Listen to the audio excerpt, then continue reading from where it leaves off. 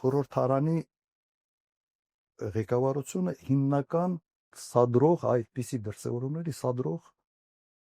անձիկ է։ Ես որ նայում եմ, օրինակ Ալեն Սիմոնյանը ինքը չի հասկացել, որ ինքը խորհրդարանի խոսնակն է, այլ ոչ թե խորհրդարանի տնօրենն է։ Իսկապես չի հասկացել, որովհետև իրենց պահում են, որ այդ վերևը նստում են, իրենց թվում է, թե ինքը դիրեկտոր է։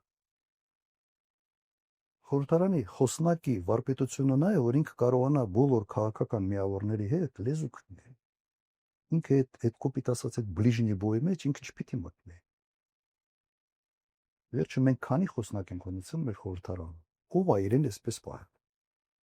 Ամեն մի ելույթից հետո ինչ որ մեկնաբանություններ են անում, մեդան են ընկում, որովհետև ենթադրում են, որ Նիկոլ Փաշինյանը հետևում է եւ հանկարծ կարող է SMS ուղարկի, ասի այ ուսապարկ գործը տարա, դու տեղ վերես ընկել չի համար։ Պրոբլեմը սրա մեջ է, եթե խորհրդարանի այն բանի նստած վերև նստած մարդիկ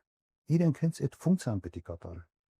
Պատասխանելու հարց կա, այո, падգամավորներից յուրաքանչյուրը կարա գնա ամբիոնին, պատասխանի ելույթ ունենա եւ այլն, բայց երբ որ խոսնակն է դառնում հիմնական